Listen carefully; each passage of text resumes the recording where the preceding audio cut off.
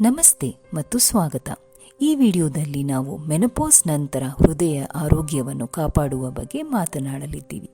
ಮೊದಲಿಗೆ ಇದು ಏಕೆ ಇಷ್ಟೊಂದು ಮುಖ್ಯವೆಂದು ಅರ್ಥ ಮಾಡಿಕೊಳ್ಳೋಣ. ಈಸ್ಟ್ರೋಜನ್ ನಿಮ್ಮ ಕೊಲೆಸ್ಟ್ರಾಲ್, ಬ್ಲಡ್ ಶುಗರ್ ಮತ್ತು ಹಾರ್ಟ್ ಹೆಲ್ತ್ನ ಮೇಲೆ ಪರಿಣಾಮ ಬೀರುತ್ತದೆ. ಇದು ನಿಮ್ಮ ಮೆನೋಪಾಸಿನ ಮುಂಚಿನ ಕೆಲವು ವರ್ಷಗಳಲ್ಲಿ ರಕ್ತನಾಳಗಳನ್ನು ಹೆಲ್ದಿ ಇಡುತ್ತದೆ. ಮೆನೋಪಾಸ್ ಸಮಯದಲ್ಲಿ ಈಸ್ಟ್ರೋಜನ್ಸ್ ಲೆವೆಲ್ ಡ್ರಾಪ್ ಆಗಿ ಕೊಲೆಸ್ಟ್ರಾಲ್ ಬ್ಯಾಲೆನ್ಸ್ ಬದಲಾಗುತ್ತೆ. ಕೆಟ್ಟ ಕೊಲೆಸ್ಟ್ರಾಲ್ ಹೆಚ್ಚಿಸಿ ಉತ್ತಮ ಕೊಲೆಸ್ಟ್ರಾಲ್ ಕಡಿಮೆ ಮಾಡುತ್ತದೆ. ಹೊಟ್ಟೆ ಸುತ್ತ ಬೊಜ್ಜು ಹೆಚ್ಚಾಗಿ ಇನ್ಫ್ಲಮೇಷನ್ ಜಾಸ್ತಿಯಾಗಿ ಬ್ಲಡ್ ಶುಗರ್ ನಿಯಂತ್ರಣದ ಮೇಲೆ ಪರಿಣಾಮ ಬೀರುತ್ತದೆ. ರಕ್ತನಾಳಗಳು ಗಟ್ಟಿಯಾಗಬಹುದು. ಇದು ಕೆಲವು ಜನರಲ್ಲಿ ಬ್ಲಡ್ ಪ್ರೆಷರ್ ಅನ್ನು ಹೆಚ್ಚಿಸಬಹುದು. ಆದರೂ ಈ ಬದಲಾವಣೆ ಮೆನೋಪಾಸ್ಗೆ ಸ್ಪಷ್ಟವಾಗಿ ಸಂಬಂಧ ಹೊಂದಿಲ್ಲ. ಈ ಎಲ್ಲ ಬದಲಾವಣೆಗಳು ಮೆನೋಪಾಸ್ನ ನಂತರ ಹೃದಯ ರೋಗದ ಅಪಾಯವನ್ನು ಹೆಚ್ಚಿಸುತ್ತದೆ. ಆದರೆ ಈ ಅಪಾಯವನ್ನು ಕಡಿಮೆ ಮಾಡಲು ನೀವು ಬಹಳಷ್ಟು ಮಾಡಬಹುದು. ರೆಗ್ಯುಲರ್ ಎಕ್ಸಸೈಸ್ ನಿಮ್ಮ ಹಾರ್ಟ್ಗೆ ಅತ್ಯುತ್ತಮವಾಗಿದೆ. ವಾಕಿಂಗ್, ಸ್ವಿಮ್ಮಿಂಗ್ ಅಥವಾ ಡ್ಯಾನ್ಸಿಂಗ್ನಂತಹ ಮಾಡರೇಟ್ ಆಕ್ಟಿವಿಟಿಗಳನ್ನು ವಾರದ ಹೆಚ್ಚಿನ ದಿನಗಳಲ್ಲಿ ಕನಿಷ್ಠ 30 ನಿಮಿಷ ಮಾಡಲು ಪ್ರಯತ್ನಿಸಿ. ನೀವು ಎಂಜಾಯ್ ಮಾಡುವ ಆಕ್ಟಿವಿಟಿ ಮಾಡಿದರೆ ಅದು ದೀರ್ಘಕಾಲದವರೆಗೂ ಇರುತ್ತದೆ. ನೀವು ಹೆಲ್ದಿ, ಹಾರ್ಟ್ ರಿಚ್ ಆಹಾರಕ್ಕೆ ಗಮನ ಕೊಡಿ. ಉದಾಹರಣೆಗೆ ಹಣ್ಣು, ತರಕಾರಿಗಳು, ಧಾನ್ಯಗಳು ಮತ್ತು ಲೀನ್ ಪ್ರೋಟೀನ್ಸ್. ಸ್ಯಾಚುರೇಟೆಡ್ ಫ್ಯಾಟ್, ಸಕ್ಕರೆ, ಉಪ್ಪು ಮತ್ತು ಅಲ್ಟ್ರಾ ಪ್ರೊಸೆಸ್ಡ್ ಆಹಾರಗಳನ್ನು ಮಿತಿಗೊಳಿಸಿ.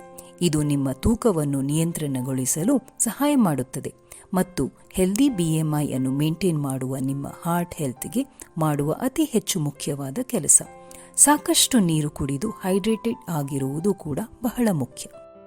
ಸ್ಟ್ರೆಸ್ ಮ್ಯಾನೇಜ್ ಮಾಡುವುದು ಕೂಡ ಬಹಳ ಮುಖ್ಯ. ರಿಲ್ಯಾಕ್ಸೇಷನ್ ಟೆಕ್ನಿಕ್ಸ್ಗಳಾದ ಬ್ರೀದಿಂಗ್ ಅಥವಾ ಮೆಡಿಟೇಷನ್ ಅನ್ನು ಪ್ರಯತ್ನಿಸಿ.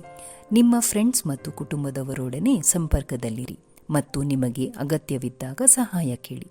ನೀವು ಈಗಾಗಲೇ ಮಾಡಿಲ್ಲದಿದ್ದರೆ ಸ್ಮೋಕಿಂಗ್ ಅನ್ನು ಕ್ವಿಟ್ ಮಾಡಿ ಮತ್ತು ಆಲ್ಕೋಹಾಲ್ ಸೇವನೆಯನ್ನು ವಾರಕ್ಕೆ 14 ಯೂನಿಟ್ಸ್ಗಳಿಗಿಂತ ಕಡಿಮೆ ಇರಿಸಿ. ನಿಮಗೆ ಪೂರ್ ಸ್ಲೀಪ್ ಕ್ವಾಲಿಟಿ ಇದ್ದರೆ ನೀವು 9 ಗಂಟೆಗಳಿಗಿಂತ ಹೆಚ್ಚು ಅಥವಾ 6 ಗಂಟೆಗಳಿಗಿಂತ ಕಡಿಮೆ ಮಲಗುತ್ತಿದ್ದರೆ ನಿಮಗೆ ಹೃದಯ ರೋಗ ಬರುವ ಸಾಧ್ಯತೆ ಹೆಚ್ಚಾಗುತ್ತದೆ. ಉತ್ತಮ ಹೃದಯದ ಆರೋಗ್ಯಕ್ಕಾಗಿ ಆರೋಗ್ಯಕರ ನಿದ್ರೆಯ ದಿನಚರಿಯನ್ನು ಇಟ್ಟುಕೊಳ್ಳುವುದು ಮುಖ್ಯ. HRTಯನ್ನು ಬಳಸುವ ನಿರ್ಧಾರವು ನಿಮ್ಮ ಹೃದಯ ರೋಗದ ಅಪಾಯ, ರೋಗ ಲಕ್ಷಣಗಳು ಮತ್ತು ನಿಮ್ಮ ಅಗತ್ಯದ ಮೇಲೆ ಡಿಪೆಂಡ್ ಆಗಿರುತ್ತದೆ. ವಿವಿಧ ರೀತಿಯ HRTಗಳು ಕೊಲೆಸ್ಟ್ರಾಲ್ ಮತ್ತು ಹೃದಯ ರೋಗದ ಅಪಾಯದ ಮೇಲೆ ವಿಭಿನ್ನ ರೀತಿಯಲ್ಲಿ ಪರಿಣಾಮ ಬೀರಬಹುದು. ಅದಕ್ಕಾಗಿ ನಾವು ಇಂಡಿವಿಜುವಲೈಸ್ಡ್ ಅಪ್ರೋಚ್ ಅನ್ನು ತೆಗೆದುಕೊಳ್ಳಬೇಕಾಗಿದೆ.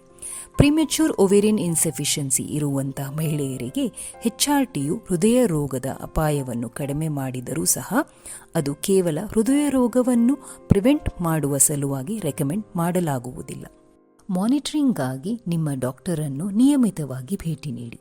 ಅವರ ಅಡ್ವೈಸ್ ಅನ್ನು ಫಾಲೋ ಮಾಡಿ ಮತ್ತು ಅವರು ಕೊಟ್ಟಿರುವ ಮಾತ್ರೆಗಳನ್ನು ನಿರ್ದೇಶಿಸಿದಂತೆ ತೆಗೆದುಕೊಳ್ಳಿ.